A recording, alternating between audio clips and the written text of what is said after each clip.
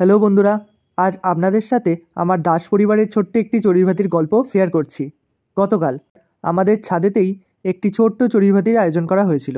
Menu খুবই সামান্য, fried rice, chicken কষা আর চাটনি, পাঁপড়, রসগোল্লা। আসলে বাড়ির সবাই মিলে একটা ছোট্ট আনন্দ খুঁজে নেওয়ার চেষ্টা আর কি।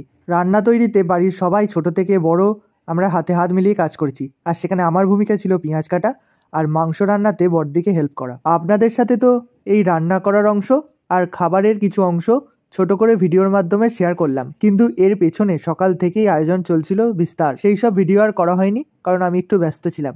তাই আমি রাত্রে এসেই হেল্প করেছি আর খেয়েছি।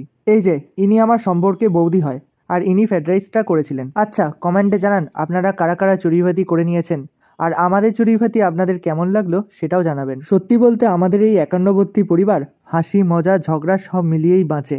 ভিডিওটি ভালো লাগলে একটি লাইক করে দেবেন।